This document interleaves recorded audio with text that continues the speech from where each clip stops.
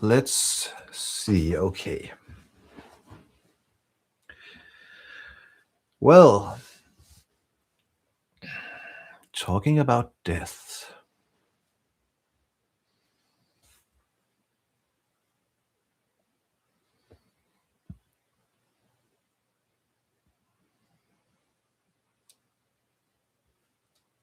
So, when we are talking about death, we talk about something that cannot really be verbalized. And therefore, you have to understand that I'll do my best to get as close to what I what I see, get as close to that in words, but it's difficult.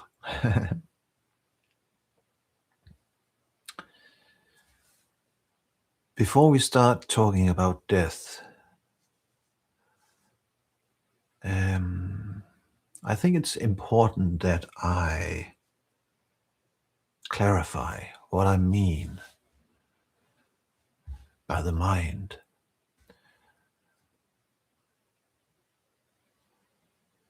There is, it's different how people use the concept mind. So I might be sitting here talking about mind, and if you are used to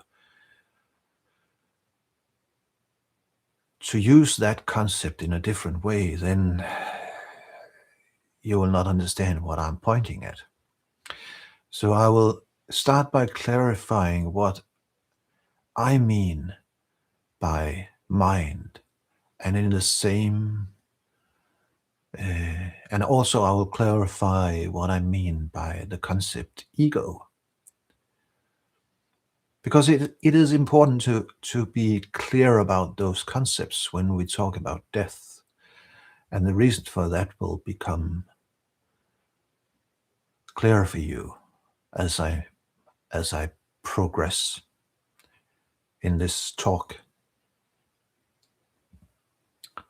So when I talk about mind, the human mind, I'm talking about the conditioned mind, the conditioning of the intelligence that is a part of consciousness. Consciousness is saturated with intelligence, and that intelligence, you are born with that intelligence. But almost immediately after you're born, the surroundings starts to condition you. Of course, in the beginning, it's not that severe, but after a few years, the surrounding starts to condition you with all of the beliefs and all of the ideas that is a part of the culture in which you happened to come into life. There's nothing wrong about that. A lot of that conditioning has to do with skills, practical skills. And that's okay. Definitely, we need practical skills. But there is a part of that conditioning that ends up causing a lot of suffering. And that is the part of the conditioning where you are being introduced actually to a self image. In the beginning, the surroundings, primarily your parents, they are conditioning you with a self image. They tell you you are that being. Get a name, and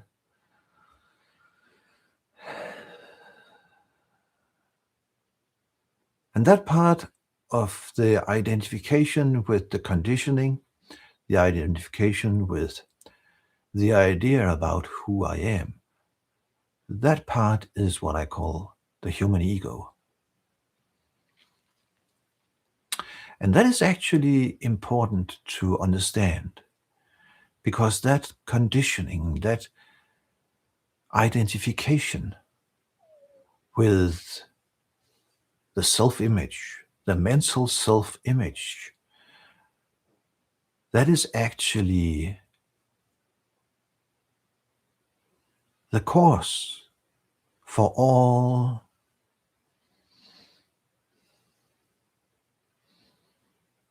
unnecessary fear.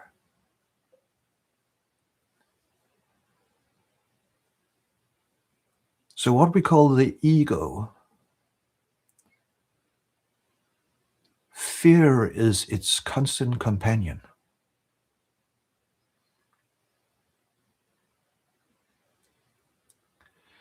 The ego, the identification with the concept of me, the self image,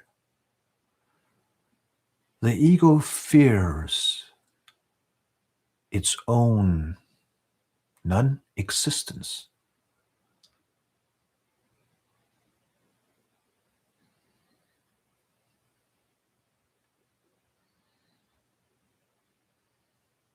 And it is, in many ways, a paradox because the ego cannot experience non existence. Well, in reality, the ego does not experience anything, only consciousness experience.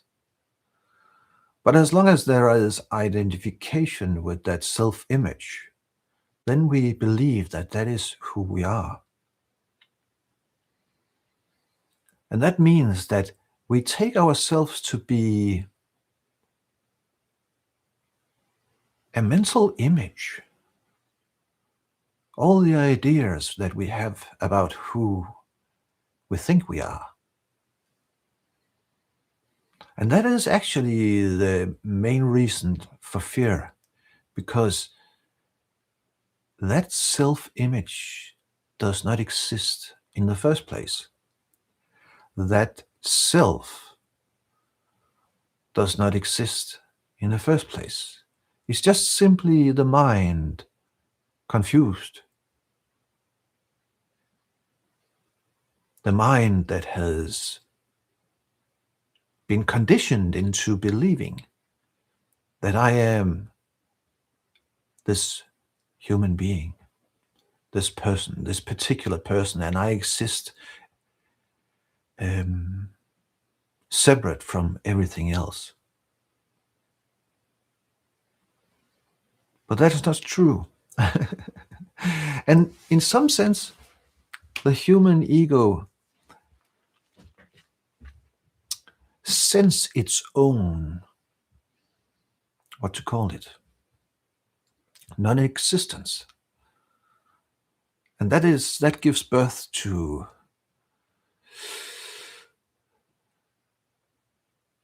the search, trying to find something that can strengthen the idea about myself. The ego will always have a feeling. No, another way to say it is when we live identified as the ego, there will always be a feeling of lack, that something is missing.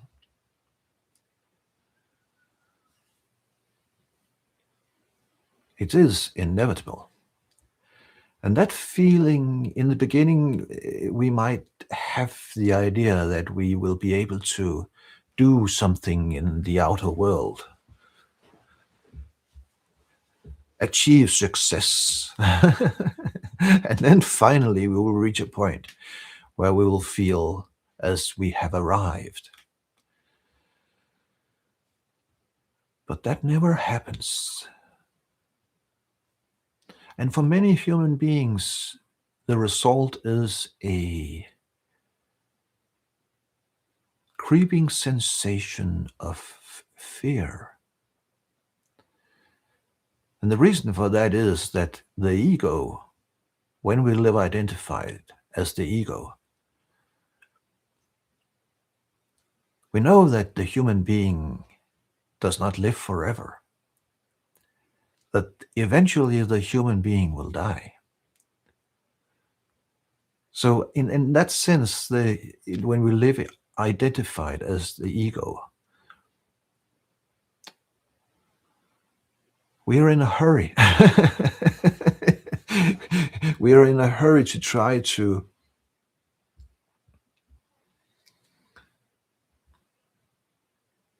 make everything work out the way that we want it to. So that is the function. That is how the conditioned mind and identification with the ego function.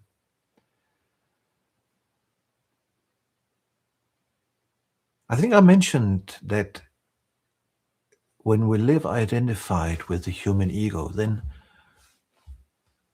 there will be an irrational kind of fear. And that begs the question then, is there a kind of fear that is not irrational? And the answer is yes, there is a kind of fear that is not irrational. And that is the survival system of the human body. The human body has its own survival system. If it is threatened, if it is really threatened, then that survival system kicks in. And you want that system to kick in because that is much, much more effective than anything that you could do. So, what is the difference between that fear that is a part of the survival system? What is the difference between that and then the irrational kind of fear? Well, the irrational kind of fear is the ego fearing its own non existence. And that kind of fear might arise in any situation where you're not really threatened physically. Then we may ask ourselves, why is that? Or how does that happen? Well, I'm sure you know, just if you're going to an exam or a test or something, many people experience fear in that situation. And believe it or not, the fear that you are experiencing before entering an exam is actually the fear of death. Not physical death, but psychological death. So every time the self-image is threatened, you will experience fear.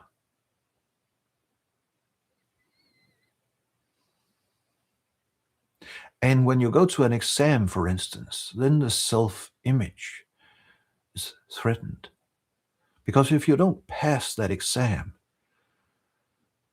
what will you then tell your friends, your families, etc., etc.? To the ego, that feels humiliating. And that is just one example. There are many examples. Public ridicule, anything where the ego, the self-image feels threatened, that will trigger a fear of death. Because to the self-image, to the ego, it is a fear of, it is a threatened self-image, a fear of damage that might happen to the self-image.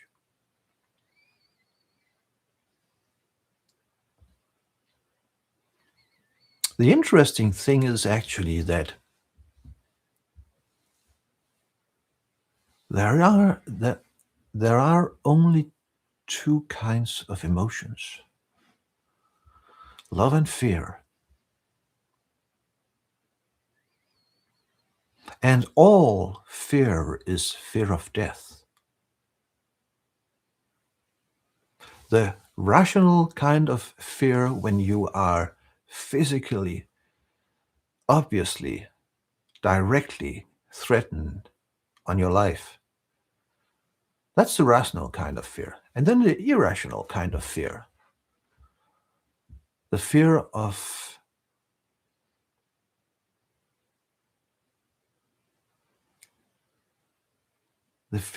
losing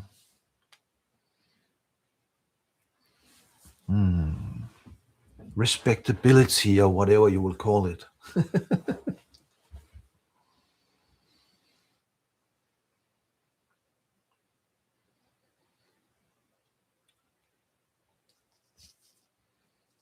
So what to do about that fear, that irrational fear?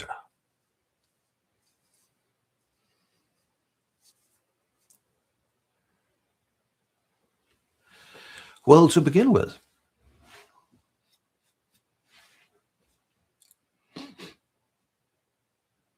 the fear is a result of identification with the self-image.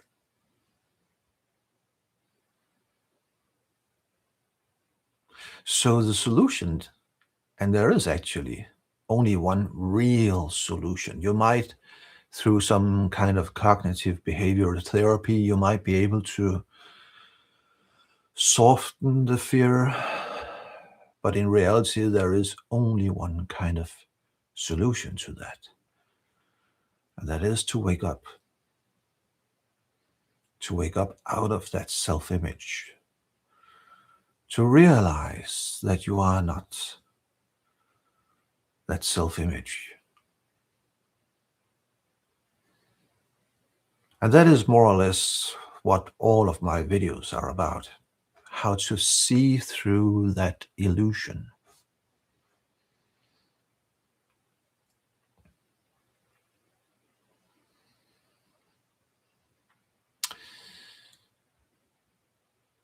But I get it. How do we do that? And yes, it is easy and difficult at the same time. The main reason it is difficult is that waking up means death to the identification with the mind-made self.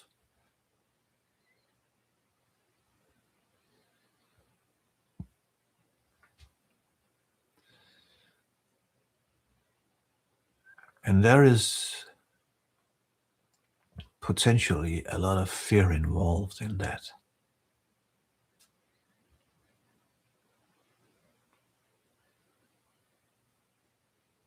A surrendering into the truth about who you are.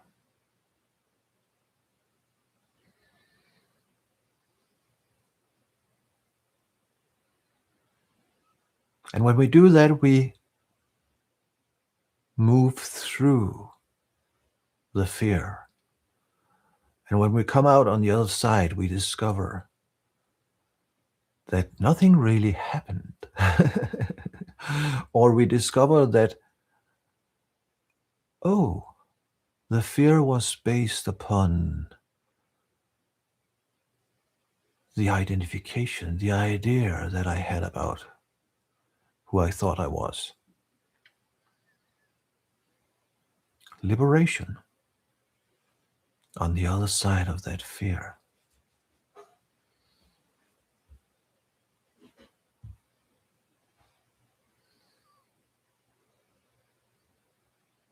I will come back. I can see there is a part of and some interesting questions. I will come back to the questions later.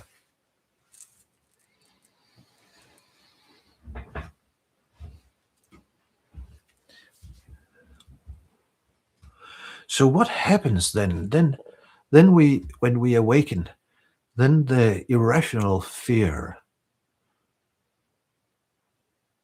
I will not say that it falls away instantly, not necessarily, but it still changes a lot.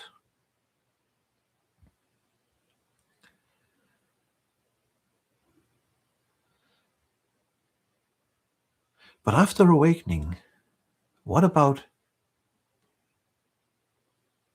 death? How do we see death?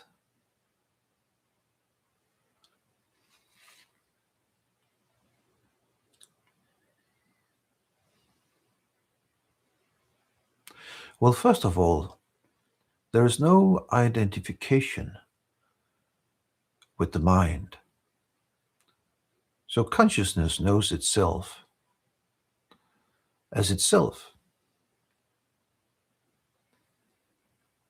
Consciousness sees everything arising within it and everything going again. So consciousness is used to death because every single moment dies, fall behind. Every single moment is a small death.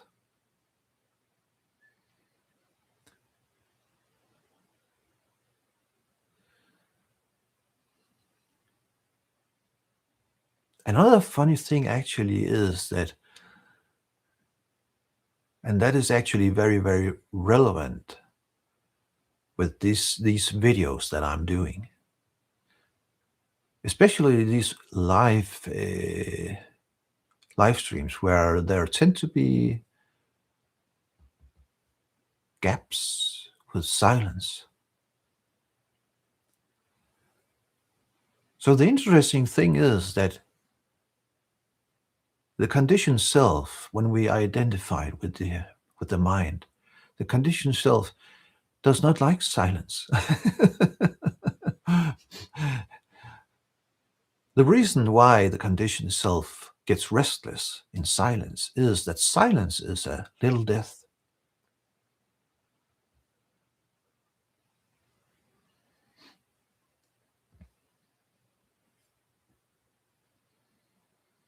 So when the conditioned self is confronted with silence, then the conditioned self feels threatened again. And the result is fear. Fear disguised as restlessness.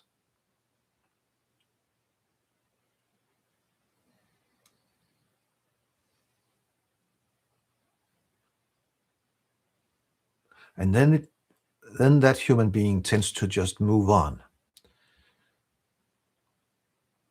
But that is why silence is very important in this journey of awakening. When you sit in silence, you actually invite a little death and you get used to living in the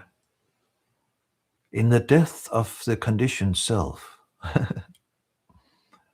And you discover that when the conditions, no, you discover when identification with the conditioned self, when identification with the self image drops away, you don't go anywhere. You don't die.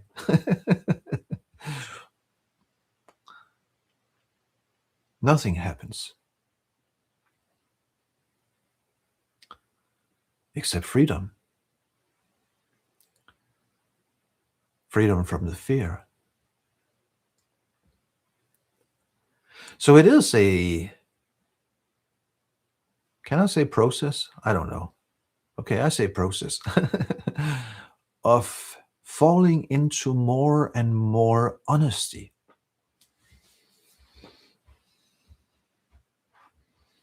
You see, the conditioned self, the identification with the conditioned self, when we live identified as the ego, we actually do not dare being honest towards ourselves. Because if we were just honest enough, then we would immediately discover the illusion of the self-image, the mental self-image.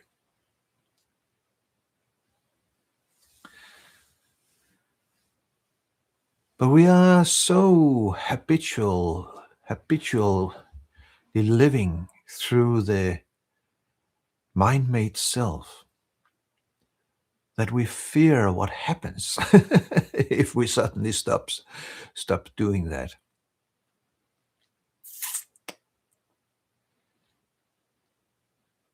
Yes, we fear what happens if we suddenly stop doing that. And that is a huge paradox because that means that we live in fear. And what happens is that that fear falls away.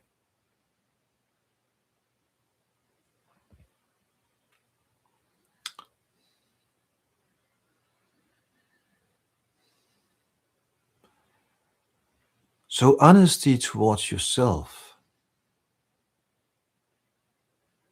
when you see something clearly to be true,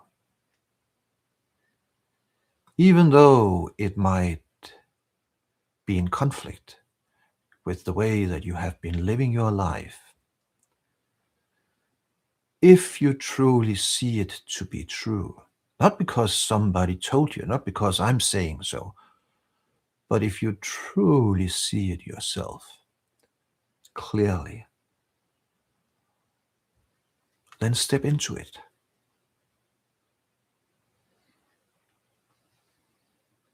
Take the plunge.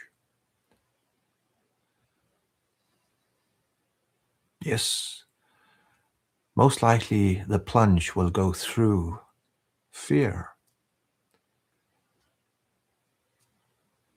but you will be transcending that fear instead of being caught up in it constantly.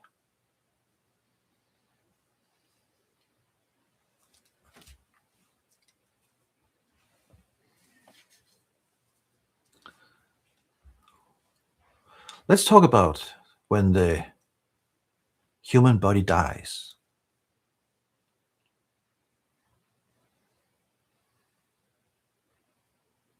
What happens?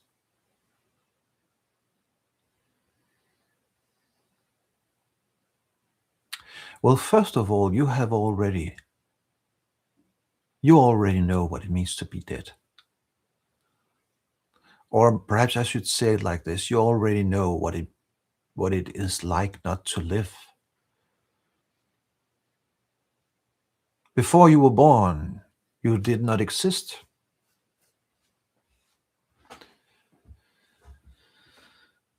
How was that? And please do not listen to the mind's ideas about what the mind thought that you did experience before you were born.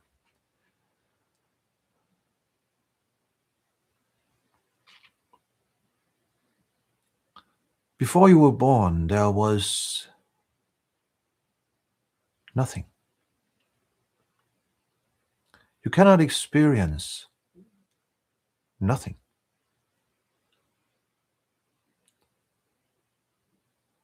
So being born as a human being means being born as a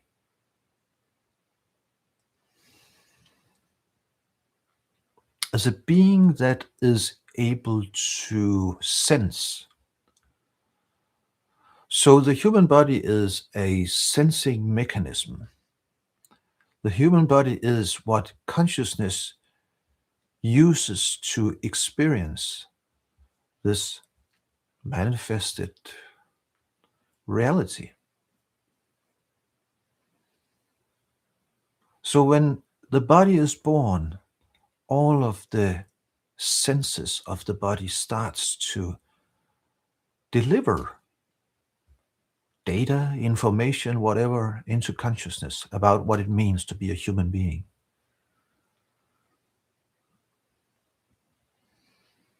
And then you have the experience of being a human being. You have the experience of growing up. You have the experience of being an adult. You then eventually have an experience of being old. And then you might think that you are going to have the experience of dying. But you will never ever experience death itself when it happens. Because when death happens, the body stops functioning, the body stops delivering data, the body stops delivering information to consciousness. So when the body dies again, then consciousness is empty. Then consciousness is just consciousness. Consciousness without any content. And you cannot experience that.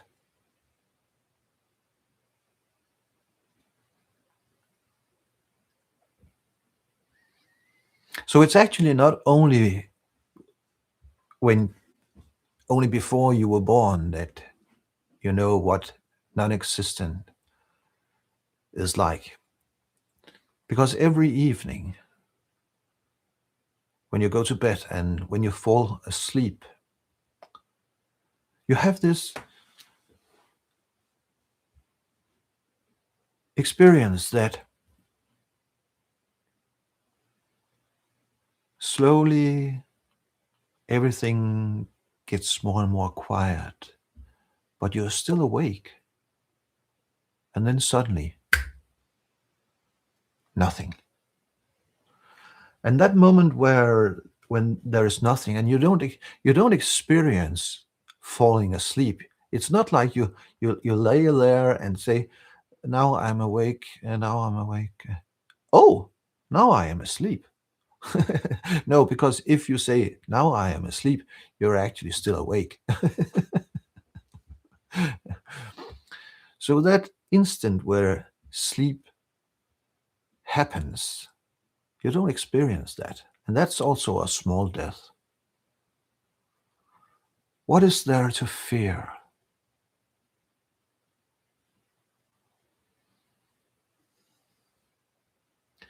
What is there to fear?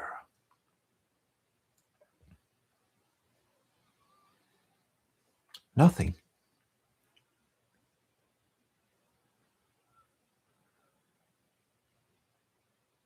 The irrational fear of death that the conditioned mind has is primarily the idea that now what it fears really is knowing that now am I going to die. So the conditioned self-image fears its own absence, but it will never ever be able to experience it. It's not like you are sitting somewhere and now I am experiencing being dead.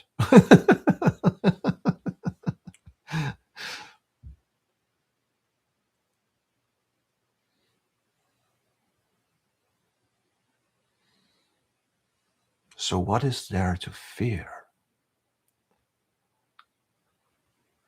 The same thing, you will not experience physical death. Then some people might argue, what about those near-death experiences? Yes, but as long as there is experiences, and there is a reason why it's called near-death, that's because death has not happened yet. Not, not real death, where all functions of the human body has stopped. And in that moment where all functions of the human body stops, and in most cases long before that, Experiencing is non existing. Experiencing is no longer happening. So, what is there to fear?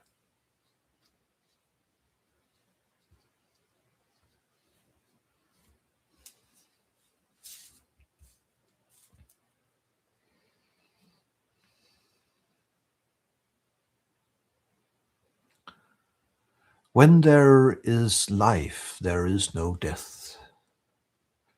When there is death, there is no life. So, what is there to fear?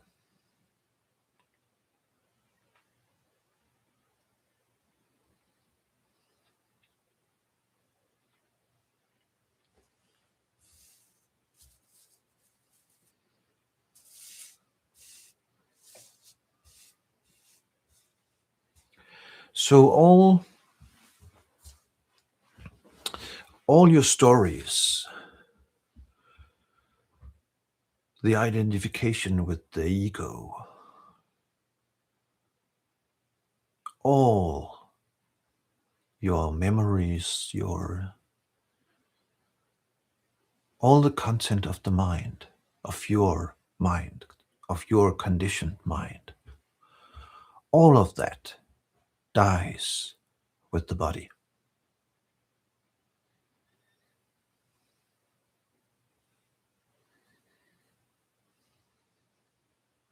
Gone. Beautiful.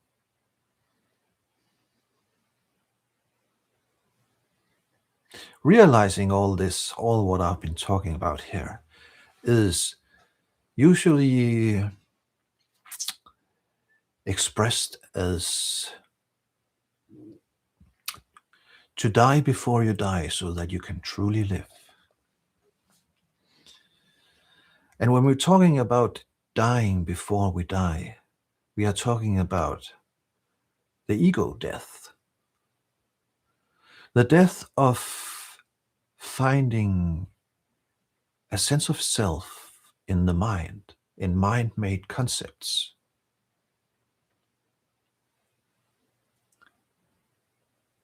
And as the saying goes, so that you can truly live. The reason for that is that as long as we find a sense of self in the mind made self, in the self image, as long as we do that, we do not truly live. Because fear is the constant companion of the human ego. Even the ones that looks like they have a lot of, what's it called? Hmm,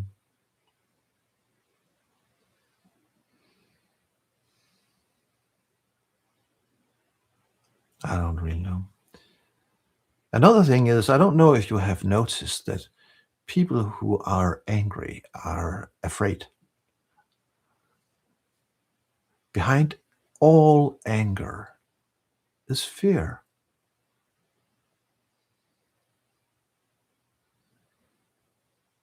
So there is in reality only two emotions, fear and love.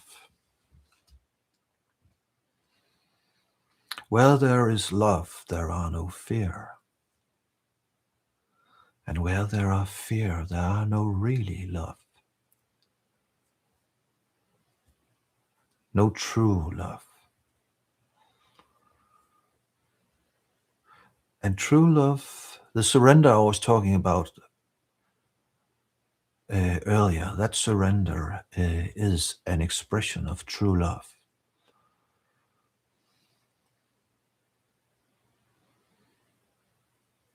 Being totally honest towards yourself.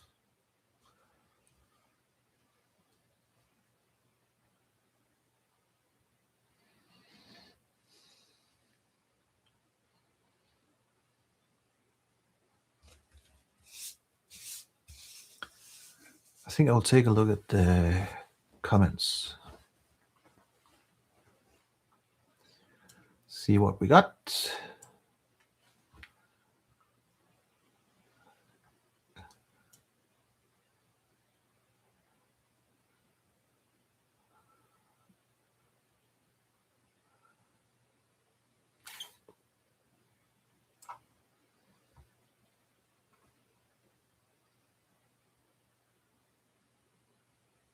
Mia Soyun baby. Mia so, is anger or jealousy so part of fear and empathy part of love? So there are different scales of love and fear. Yes, you can say that. As I said just before, behind anger, you find fear, and behind jealousy, you find fear. Fear of not being enough, fear of not being able to get enough, as much attention as somebody else. And the human ego needs attention. Identification with the human ego needs attention because attention sort of confirms that it exists.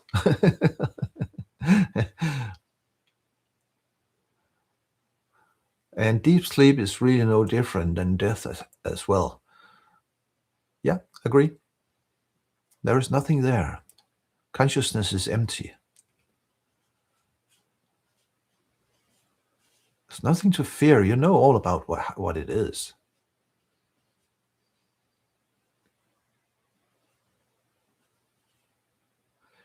Do you have to go through the fear as something that accumulates, or can it be resolved calmly? Well, I don't know if I understand the question, but going through the fear does not necessarily look dramatic.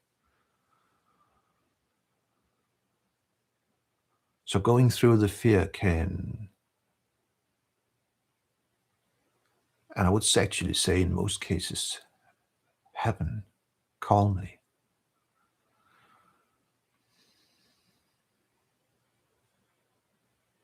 Being with the fear, sitting with the fear, surrendering.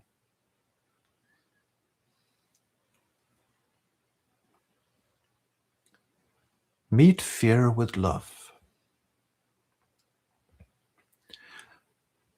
Tell the fear, okay, I understand the reason you are here. You are just trying to protect.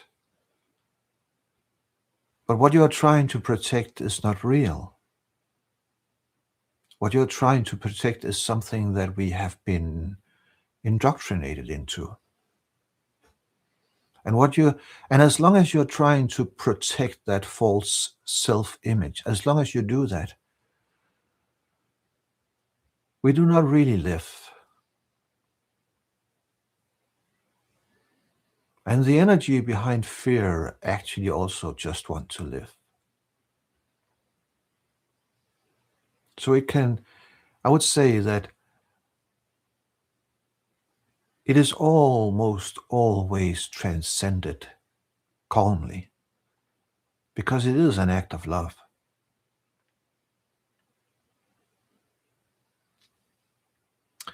You could also use the image as if you, what would you do if you saw a little child sitting and crying alone? An abandoned little child sitting there crying. What would you do? You would, of course, go to the child and pick it up and comfort it. Meet your fear in the exact same way.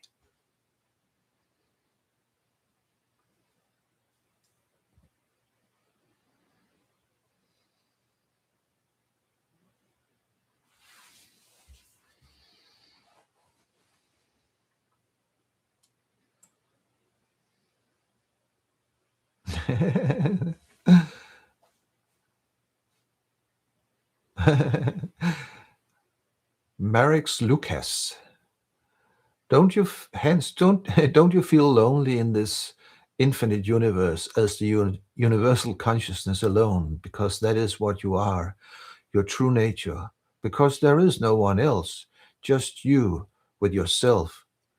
That's a good comment. Thank you. Well, that question is not for Hans. That question is for consciousness. No, consciousness does not feel lonely. So empty consciousness is just empty consciousness. But in this world, consciousness is experiencing itself through not only the human being, but all living things. So it's not alone in its manifestation, it's not alone. And it's having a great time. Although I must say, right now, the human being could definitely need some improval on the love scale. Definitely. No one has ever died. Well, that's actually true.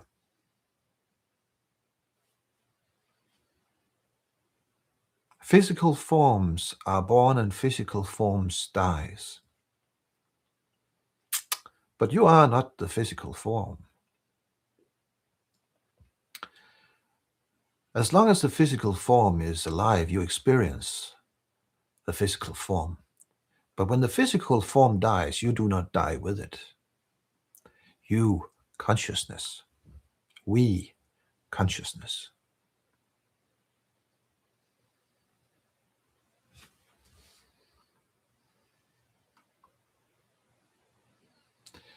You can fear old age, sickness, and decay of the body. Well, only if you identify with it.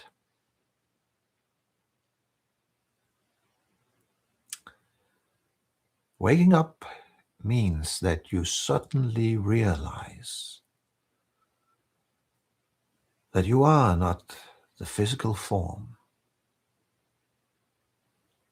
that you are not all the ideas that the mind has about itself,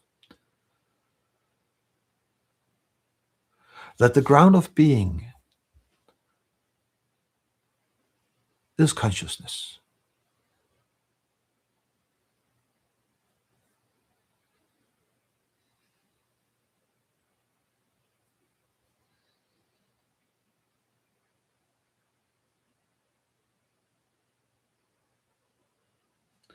Slow packers, Sven, I had to deal with extreme panic attacks, unfortunately.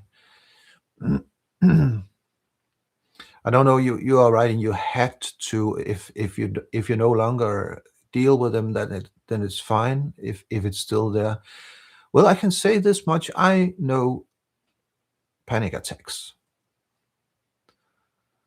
because I lived with them, so I know exactly what it is like. It is many years ago since I had the last one, although, but I can vividly remember what it was like. It's not pleasant.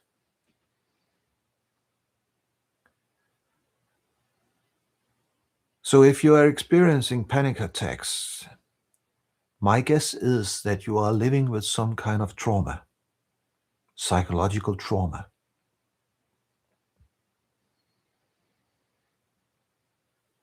And you need help to deal with that.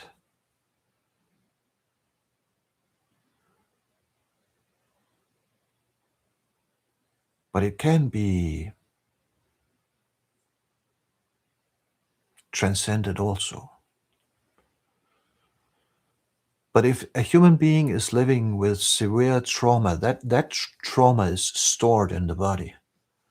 So even though awakening happens, that trauma is still in the body, and the body is reacting to that trauma. And that means that if you are traumatized,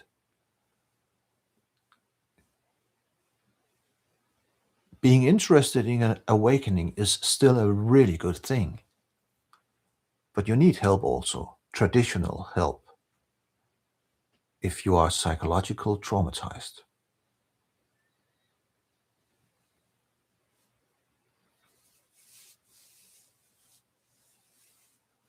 It's mostly over, and you have good support.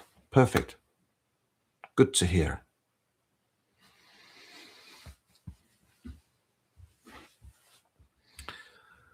So, as I said in the beginning, this live stream started off with my all my technical gear dying. Daniel Bill, I will get back to you about the art. I've saved the art question to the end here, but I managed to resolve the technical issues, and it seems like people found the new stream, and that's a good thing. So let's see. There was a few questions about the art. Okay, I'm not sure if everybody saw in the beginning my new painting.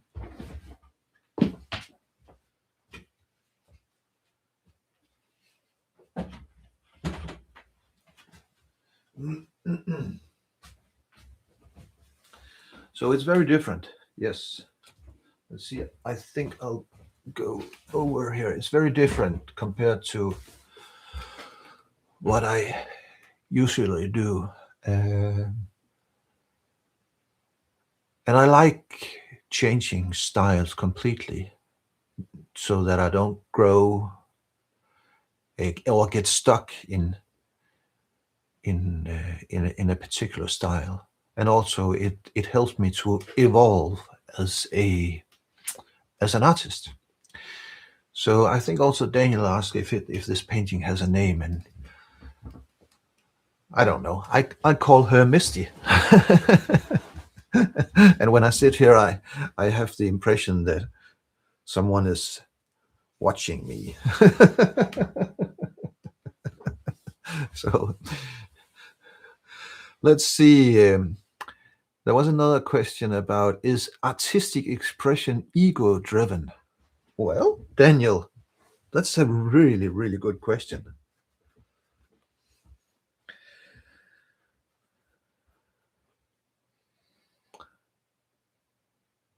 I think we can say that any kind of expression can be ego driven, and any kind of expression can be non-ego driven.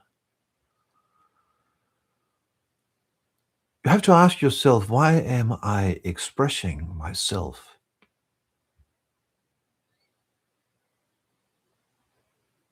So for instance, when I show you this new painting here, why am I doing this? Well, first of all, I enjoy making art. It is an amazing thing to put something into existence that comes out of nothing. And then you could say that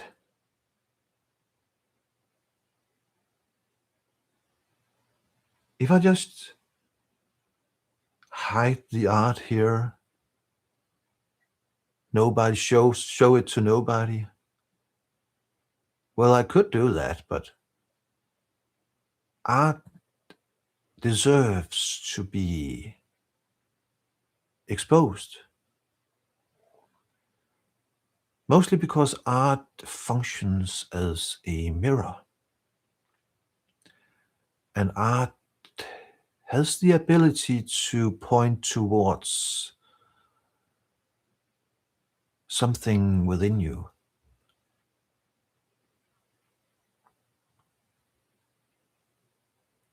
So, is an expression egoic? Well, only if you do it because you want to hear people telling that you are, oh, you are so skilled, oh, you are a great artist or something like that. If that is what you are longing for when you show your art, then it is ego driven. And there will be a lot of fear in that. And another thing is that it will corrupt your art. And the reason why that will corrupt your art is that you will start to produce art that you think people will like, because you need the flattery. And then you will get bored making art because you are no longer true to yourself. So when we are making art, we have to make the art that we would like to make. Art that means something to ourselves. And then there will be people who like it, and there will be other people who dislike it, and that's how it is. But I have noticed that if I make a piece of art and I like it myself, I've noticed there will always be someone somewhere who also likes it. And that's okay.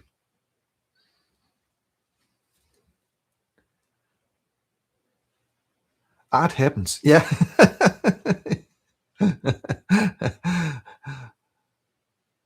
Yeah, art is love. And art definitely it's a good connection to you say um when perhaps art is love when done fearlessly. Yeah, we out with the fear,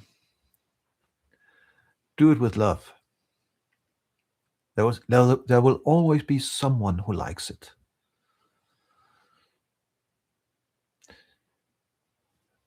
But the art needs to be an expression of the human being. So we are back to honesty.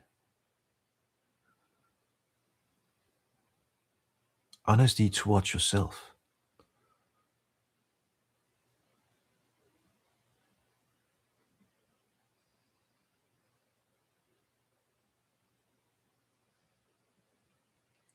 Oh, Merrick's Lucas. Okay, then we I leave the art again. What that question might. So okay, what is the difference between romantic love when you fall in love with another person and love what you feel when you discover your true nature? Well, what we call romantic love is not love.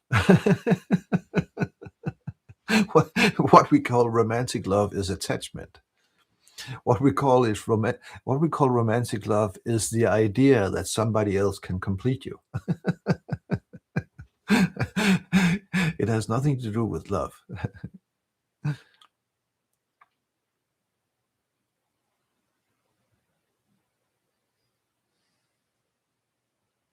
Yeah. Yes, we say art, but it is actually just happening. So, okay. Well, I will be back again with another live stream, but I cannot say when. I've noticed that what I want to do is that uh, suddenly a topic comes up, and then I schedule a live stream. And if you are signed up to my newsletter, or if you have told YouTube to give you a notification, then you will be notified. I will schedule the next live stream with 1 or 2 days. Um, what's it called? Warning. Uh, but most likely, I will just continue to do it on Sundays, 6:30 Central European time. And then the next time I will see if I can make sure that the technology works beforehand. Sorry about that. So thank you. Oh yeah, thank you all. Yes, thank you. Thank you for being with me. Take care, everybody. Thank you.